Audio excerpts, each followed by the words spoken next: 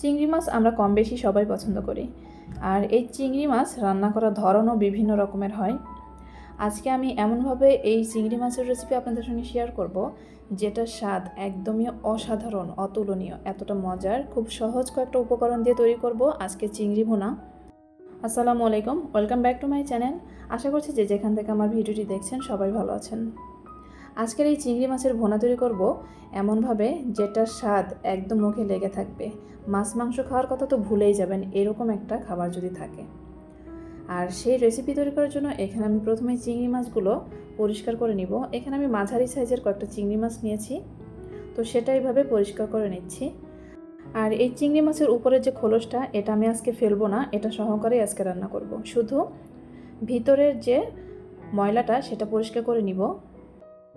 আজকের এই রেসিপিতে এমন একটা উপকরণ দিব যেটা দেওয়ার কারণে এই চিংড়ি মাছটা একদমই খেতে অসাধারণ লাগবে।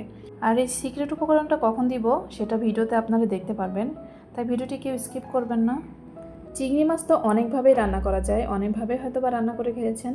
আজকে আমি যেভাবে রান্না করব এটার স্বাদ মুখে লেগে থাকবে, এতটা মজার এই চিংড়ি মাছের এই রেসিপিটা। তাই শেষ পর্যন্ত দেখবেন ভিডিওটি কেউ স্কিপ করবেন না। ভিডিওটি ভালো লাগলে শেয়ার করে অন্যদের দেখার সুযোগ করে দিবেন, আর ভিডিওতে একটা লাইক দিয়ে ভিডিওটি শেষ পর্যন্ত দেখবেন।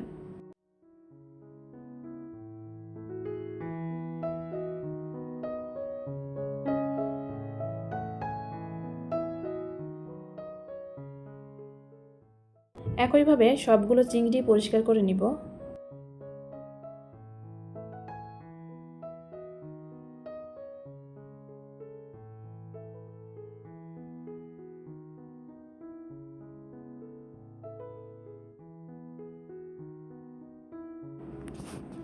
চিংড়িগুলো পরিষ্কার করে অফ ক্যামেরাতে আমি ভালো করে ধুয়ে নিব।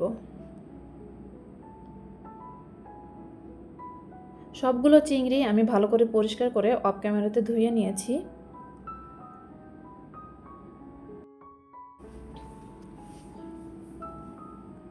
এখন এই চিংড়ি মাছ রান্না করার জন্য বেশ কয়েকটা পেঁয়াজ নিয়েছি। পেঁয়াজগুলো একদমই কুচি করে কেটে নিব। আপনারা যারা আমার চ্যানেলে আজকে নতুন এসেছেন, আমার চ্যানেলের ভিডিও যদি আপনাদের কাছে ভালো লেগে থাকে চ্যানেলটি সাবস্ক্রাইব করবেন। আর যারা বিভিন্ন রকমের ভর্তা খেতে পছন্দ করেন তারা তো অবশ্যই সাবস্ক্রাইব করবেন, কারণ আমার চ্যানেলে প্রতিদিন অনেক মজার মজার ইউনিক ভর্তা রেসিপি আপলোড হয়। তো এই মজার মজার ভর্তাগুলো দেখতে হলে কিন্তু অবশ্যই চ্যানেলটি সাবস্ক্রাইব করে পাশে থাকা বেল আইকন প্রেস করে দিবেন। এছাড়াও সহজ উপকরণ দিয়ে সাধারণ কোনো জিনিস দিয়ে অসাধারণ খাবার তৈরি করে দেখতে চাইলে অবশ্যই চ্যানেলটি সাবস্ক্রাইব করে রাখবেন, কারণ ভর্তার রেসিপির পাশাপাশি এখন থেকে আমার চ্যানেলে আপলোড হতে যাচ্ছে প্রতি সপ্তাহে 3টা করে সহজ জিনিস দিয়ে অসাধারণ মজার খাবার, আর এছাড়াও এর পাশাপাশি থাকছে ভর্তা রেসিপি। তাই আমার চ্যানেলে ভিডিও যদি আপনাদের কাছে ভালো লেগে থাকে অবশ্যই চ্যানেলটি সাবস্ক্রাইব করে পাশে থাকা বেল আইকন প্রেস করে দিবেন। এদিকে পেঁয়াজ কাটাও হয়ে গেছে। চুলো একটি প্যান বসিয়ে দিয়ে তাতে দিয়েছিলাম সরিষার তেল।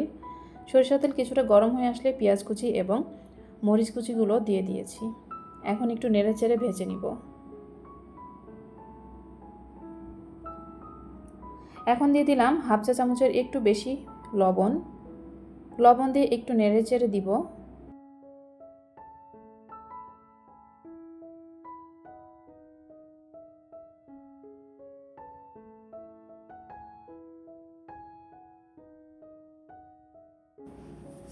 আপনারা যারা ফেসবুক পেজ থেকে আমার ভিডিওটি দেখছেন, আমার ভিডিওগুলো যদি আপনাদের কাছে ভালো লেগে থাকে অবশ্যই একটা লাইক দিয়ে পেজটি ফলো করে রাখবেন। এদিকে পেঁয়াজ কিছুটা সফট হয়ে আসলে এর মধ্যে দিয়ে দিয়েছি পরিষ্কার করে কেটে রাখা চিংড়ি মাছগুলো। এখন দিয়ে দিলাম হাফ চা চামচ ধনিয়া গুঁড়া, 1 চা চামচের মতো দিয়ে দিলাম মরিচের গুঁড়া, হাফ চা চামচের একটু বেশি দিয়েছি হলুদের গুঁড়া, দিয়ে দিলাম জিরার গুঁড়া হাফ চা চামচ। এখন এই উপকরণগুলো দিয়ে ভালো করে নেড়ে চেড়ে একটু ভেজে নিব।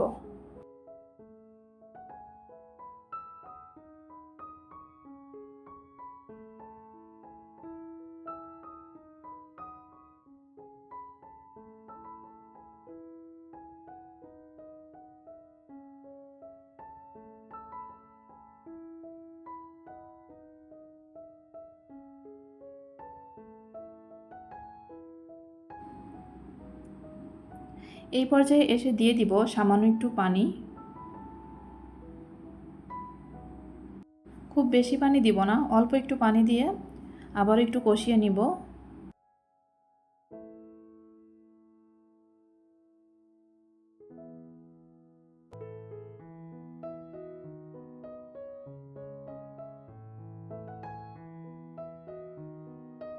আমি আগেই বলেছিলাম এই চিংড়ি মাছে এমন একটা উপকরণ দিব যেটা দেওয়ার কারণে এই চিংড়ি মাছের স্বাদ আরও অনেক গুণে বেড়ে যাবে।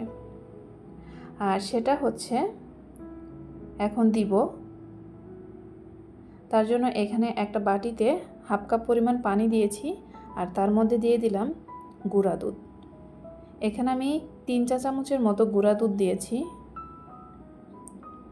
গুঁড়া দুধটা ভালো করে মিশিয়ে নিব। এখানে হালকা কুসুম গরম পানির মধ্যে আমি গুঁড়া দুধ দিয়ে মিশিয়ে এর মধ্যে দিয়ে দিলাম।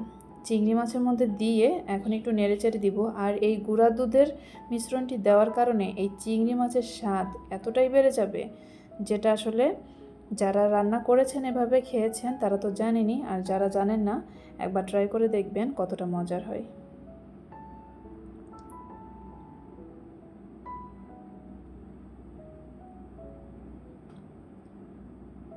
চিংড়ি মাছের ভুনা এভাবে করলে কিন্তু এর স্বাদ অসাধারণ লাগে, অনেক মজার হয়।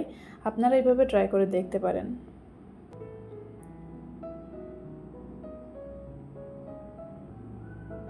এখন দিয়ে দিলাম হাফ চা চামচের মতো চিনি।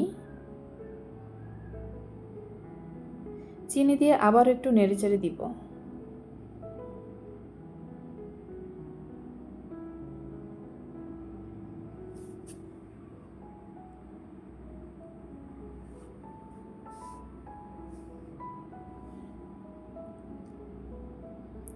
রান্নাটা প্রায় শেষের দিকে, আর সব শেষে দিয়ে দিব ধনিয়া পাতা। ধনিয়া পাতা কুচি করে দিলাম। এখন একটু নেড়েচেড়ে দিব।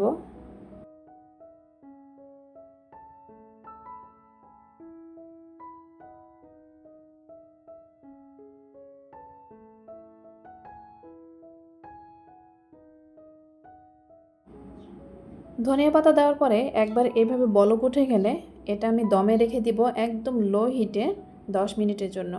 আর 10 মিনিটের জন্য এভাবেই দমের আমি রান্না করে নিব। এদিকে আমি চুলোটা বন্ধ করে দিয়েছি, কারণ এটা যেহেতু ইলেকট্রিক চুলা আর এই চুলোতে অনেক সময় হিট থাকে, যার কারণে আমি অনেক সময় চুলোটা বন্ধ করেই এর উপর রেখে দিব। প্রায় 10 মিনিটের মতো রেখেছি। 10 মিনিট পরে এটা কিন্তু দমে রাখার মতোই হবে। আর যারা গ্যাসে চুলায় রান্না করবেন তারা কিন্তু একদমই লো হিটে 10 মিনিট রাখবেন। এই তো তৈরি হয়ে গেল আমার মজাদার চিংড়ি মাছের ভুনা। চিংড়ি মাছ এভাবে ভুনা করে দেখবেন কতটা মজার হয়। এত সময় যারা ধৈর্য ধরে ভিডিওটি দেখেছেন আপনাদেরকে অসংখ্য ধন্যবাদ। ভিডিওটি ভালো লাগলে লাইক কমেন্ট শেয়ার করবেন। আর আজকের মতো এই পর্যন্তই। সবাই ভালো থাকবেন, সুস্থ থাকবেন। আল্লাহ হাফেজ। আসসালামু আলাইকুম ওয়া রাহমাতুল্লাহ।